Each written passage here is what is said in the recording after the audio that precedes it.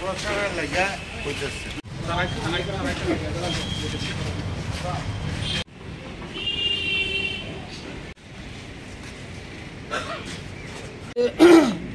সহকারী হাইকমিশনে আসার মূল উদ্দেশ্য হলো আমরা নর্থ ইস্ট ইন্ডিয়া আমারতেশ্বরিয়ান এবং নদুয়াতুত তামির ত্রিপুরা সাউথ জোনাল কমিটির তরফ থেকে বাংলাদেশের সংখ্যালঘুদের উপর আক্রমণের প্রতিবাদে এবং নিন্দা জানিয়ে পাশাপাশি যাদের উপর আক্রমণ করা হচ্ছে অবিলম্বে যাতে আক্রমণ বন্ধ করে ওখানে শান্তির পরিবেশ একটা স্থাপন করে আমরা হাই কমিশনারের মাধ্যমে সহকারী কমিশনারের মাধ্যমে বাংলাদেশ সরকারের কাছে আমরা এই বার্তা দিতে চাই এবং বাংলাদেশের যারা সংখ্যাগুরু মানুষজন আছেন ওনাদের কাছে আমাদের আবেদন, আমরাও এই দেশের সংখ্যালঘু, আমরা হিন্দু মুসলিম পাহাড়ি বাঙালি মিলেমিশে আমরা বসবাস করছি।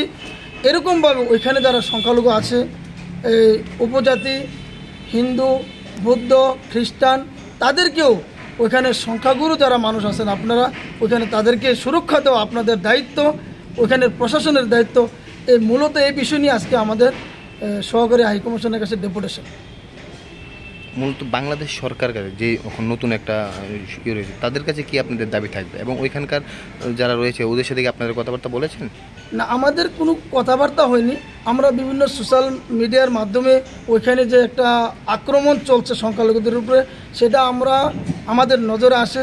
সেই হিসেবে আমরা একজন সচেতন নাগরিক হিসেবে এটা আমাদের প্রতিবাদ করা উচিত, নিন্দা করা আমাদের কর্তব্য।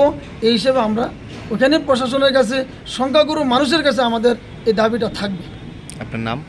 আমার নাম জাকির হোসেন, আমি ত্রিপুরা স্টেট নদুয়াতুত তামিরের সম্পাদক, পাশাপাশি সাউথ জোনাল কমিটির কনভেনার।